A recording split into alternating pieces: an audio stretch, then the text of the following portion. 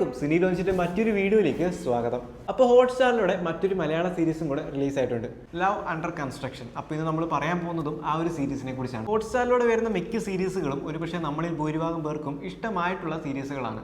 അതിപ്പോൾ crime fights ആണെങ്കിലും ബാക്കിയുള്ള സീരീസുകളൊക്കെ തന്നെയാണെങ്കിലും ഭൂരിഭാഗം സീരീസുകളും മലയാളികൾക്ക് പൊതുവെ ഇഷ്ടപ്പെട്ട സീരീസുകളായിരുന്നു. അപ്പോൾ ആ കൂട്ടത്തിലേക്ക് ചേർക്കാൻ പറ്റിയ ഒരു സീരീസാണ് ലവ് അണ്ടർ കൺസ്ട്രക്ഷൻസ് എന്ന് പറയുന്ന ഈ ഒരു സീരീസ് എന്നാണ് എനിക്ക് തോന്നുന്നത്.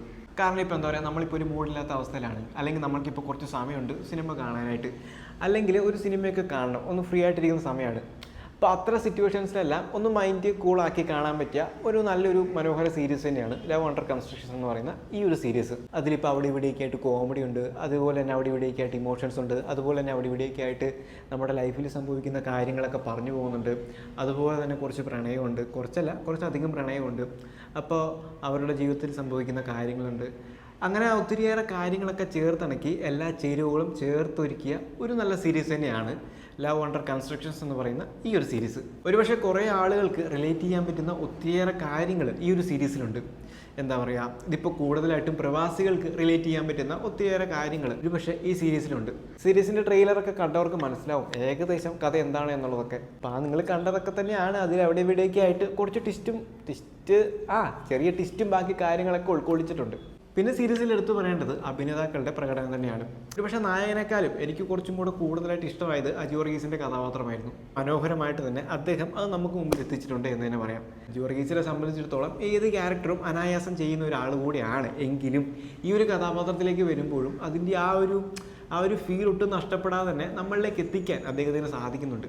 അതുപോലെ തന്നെ ആദ്യത്തെ ആ ഒരു ക്യാരക്ടറിൽ നിന്നും അവസാനം സീരീസ് തീരാറാകുമ്പോൾ വെറും 2-3 മാസത്തിനിടയിൽ നടക്കുന്ന കാര്യങ്ങളൊക്കെയാണ്. ആ ഒരു 3 മാസത്തിനിടയിൽ സംഭവിക്കുന്ന അജു വർഗീസിൻ്റെ ജീവിതത്തിൽ സംഭവിക്കുന്ന മാറ്റങ്ങൾ പെട്ടെന്ന് നോക്കിയാൽ നമുക്കത് മനസ്സിലാവില്ല. പക്ഷേ ആ ഒരു ക്യാരക്ടർ ചേഞ്ച് നമുക്ക് പ്രകടമാകുന്നുണ്ട്. അതിപ്പോൾ അവസാനത്തെ എപ്പിസോഡൊക്കെ എത്തുമ്പോൾ നമുക്ക് മനസ്സിലാക്കാനായിട്ട് സാധിക്കും. നിങ്ങളും കാണുമ്പോൾ അതൊന്ന് ശ്രദ്ധിക്കാനായിട്ട് ശ്രമിക്കുക. എന്ന് വെച്ച് ബാക്കിയുള്ളവർ മോശമാണെന്നല്ല, അവരും മനോഹരമായിട്ട് തന്നെ അവരുടെ ഭാഗങ്ങൾ ചെയ്തിട്ടുണ്ട്. നീരജ് മാധവ് ആണെങ്കിലും ബാക്കിയുള്ളവരൊക്കെ തന്നെയാണെങ്കിലും അവരുടേതായ കഥാപാത്രങ്ങൾ മനോഹരമായിട്ട് ചെയ്തിട്ടുണ്ട്. എന്താ പറയുക, ഒരു സിനിമ കണ്ടു തീർക്കുന്ന പോലെ പെട്ടെന്ന് കണ്ടു തീർക്കാൻ പറ്റുന്ന ഒരു സീരീസ് തന്നെയാണിത്. എവിടെയും ലാഗോ അങ്ങനത്തെ കാര്യങ്ങളോ ഒന്നും തന്നെ ഇല്ലാണ്ട് ലാഗ് ഇപ്പം അടിക്കും എന്ന് തോന്നുന്നിടത്ത് അവർ എൻഡ് ചെയ്യും. പിന്നെ അവർ അടുത്ത എപ്പിസോഡിലേക്ക് കടക്കുന്നതുകൊണ്ട് തന്നെ ആ ഒരു പാർട്ട് അങ്ങനെ ഒരു ലാഗ് എന്ന് പറയുന്ന ഒരു സംഭവം നമുക്ക് ഫീൽ ചെയ്യില്ല. അപ്പം നമ്മൾ മറ്റ് സീരീസിലൊക്കെ കണ്ടതുപോലെ തന്നെ നല്ലൊരു എൻഡിങ് കൊടുത്തിട്ട് വീണ്ടും അതേ പിടിച്ചിട്ടുള്ള അടുത്ത എപ്പിസോഡിലേക്ക് കയറുന്നു. അപ്പോൾ അത്തരം സംഭവങ്ങളൊക്കെ വളരെ മനോഹരമായിട്ട് തന്നെ ഡയറക്ടർ പ്ലേസ് ചെയ്തിട്ടുണ്ട്. എന്നാൽ ചില എപ്പിസോഡ് എൻഡ് ചെയ്യുന്നിടത്ത് അത്ര ഇൻട്രസ്റ്റിംഗ് ആയിരുന്നില്ല. എന്നാൽ ചില എപ്പിസോഡിൽ നമ്മളെ വീണ്ടും കാണാനുള്ള ആ ഒരു ത്വര നൽകുന്നുണ്ട്.